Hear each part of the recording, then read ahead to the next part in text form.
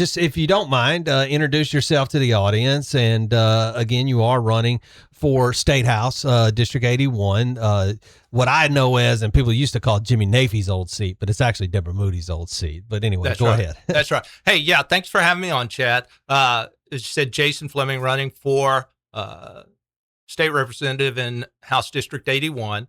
I am a lifelong Tipton Countyan, born here, fourth generation owner of the farm that I call home out in the Charleston community. If your listeners are familiar with that area, that's always been home to me. When people ask me who I am, when I begin to introduce myself, I tell them who I am is I am a Christian, I'm a son, I'm a brother, I'm a father, I'm a husband. That's who I am. What I've done, I worked 40 years for the U.S. Department of Agriculture. Probably 25 to 30 of those years, my office was right here in Covington. Worked in information technology, primarily responsible for the counties west of the Tennessee River, but worked all over the state, worked in every county in the state, really worked all over the country with USDA and information technology. Concurrent with that, I spent 32 years in uniform in the Tennessee Army National Guard. Didn't enlist until later in life. I was 26, college graduate, had a career, was married, but I've always had a deep love for our country, a great love of history, always toyed with the idea of serving, that just had a desire to serve. But I had deep roots here. I was firmly established here. So anybody that's familiar with the military knows that if you're on active duty, every 2 to 3 years, you're going to pack up and move somewhere else in the world. And so that piece didn't really appeal to me. And so I found the Army National Guard. And so the best of both worlds, I was able to serve, to fulfill that longing, to serve in uniform, and at the same time, continue to call Tipton County my home. Married for 38 years. I kind of have to do the math in my head so I don't get it wrong. 38 years, one son, and so one son, 2 dogs, family farm. Currently work for the mayor of Covington. I've served as his chief of staff. I've been doing that. I'm in my 4th year with him. That's I tell people I retired from USDA on the last working day, which was a Friday of 2022. Took the weekend off, took New Year's Day off, and started a new career that Monday. So not much of a break, but that's my nature. That's who I am. So that's me in a nutshell. So you've been Covington's chief of staff for the last 4 years. Yeah. Like you said, you've worked in government for basically your entire career. Yes. And so what is making you now want to run for State House at this stage in life and in your career? Yeah. So great question. It started right after the tornadoes came through back in 23. We were in the midst of recovery, and I began to get calls from leaders in our community, elected leaders, asking me to consider running for office. I don't know if those that knew me, they saw something, they saw an opportunity, but really just began to get that encouragement from a lot of different sectors. And as I thought about it, I prayed about it. I really didn't have a valid reason to say no. I feel like that the Lord has been preparing me for 40 plus years to do this through my experience with USDA, through my leadership roles in the military, through professional education, through the opportunity to work in city government for the last 4 years. And I'll tell you, city government is the closest to the people of any government because you are right there with the people. People walk through. You never know City Hall what's coming through the door. And so I've just I've gotten that experience. I've worked in the city. Mayor Hensley every major meeting, he has always included me. So I've worked closely with county government, networked with state leaders, and it's amazing walking into this role. And then as we began in city with Mayor Hensley's administration to go out and to meet people and to meet with organizations, just walking in the door and saying, hey, I know you. You and I have worked together. We've crossed paths when I was with USDA or in the military. And so just realizing that you've already got a network of people out there.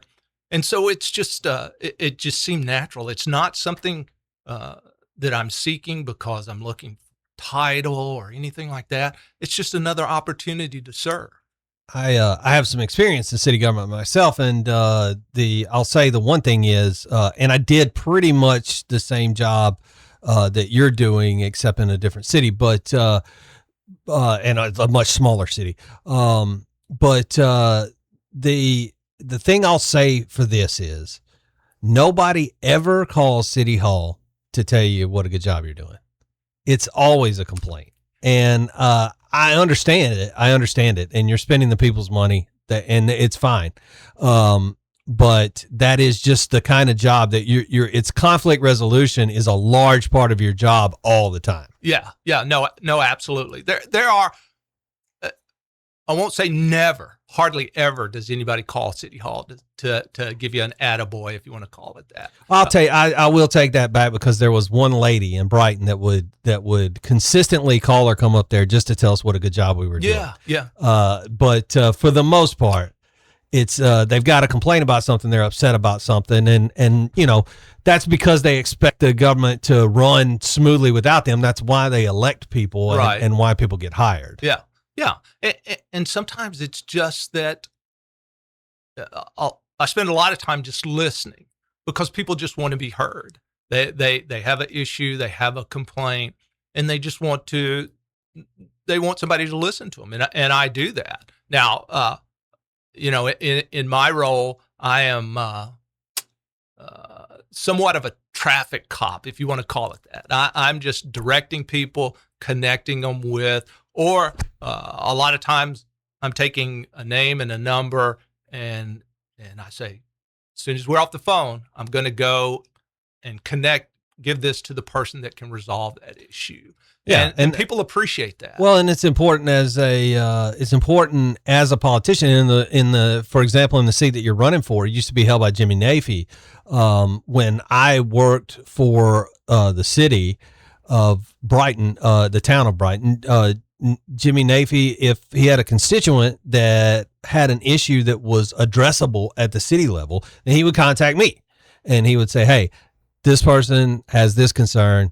Can you address this? And he would, and of course, then I would relay that to the mayor, and we would go from there. But so that is kind of the job you do a little bit in state representative. Yeah, no, absolutely, because if I'm successful, once I'm in that seat, I am everybody in this district's representative, not just the people who voted for me. So any constituent that reaches out to my office, it's my obligation, my duty to try to resolve that issue, whether it's making a connection with another state agency and a resource or local government. But, that's the thing. Whether you vote for me or not, if I'm successful, I'm your guy. I'm your representative. And people need to know that it won't be, the first question is not going to be, did you vote for me or didn't you? It's, how can I help you? Well, that's good. And we'll take a quick break here. We'll come back with Jason Fleming. We'll get into some more about your approach to governing and things like that when we come back. And you are back with Dynamite Chad in the morning. And Jason Fleming, candidate for Tennessee House District 81. That seat, he is a candidate in the Republican primary, which is coming up on August 6th. And Jason, one of the things that I wanted to ask you about as we move into more of your platform as a candidate is some of the published coverage on you out there says that you support rigorous standards and accountability, but you warn against excessive testing and bureaucracy in education. And so I wanted you to expand a little bit on that. Yeah, yeah. And here's the thing: there's in education, I believe transparency and accountability. Okay, so our students meeting the standards, meeting the benchmarks, and then teacher evaluation. Okay, but you can't.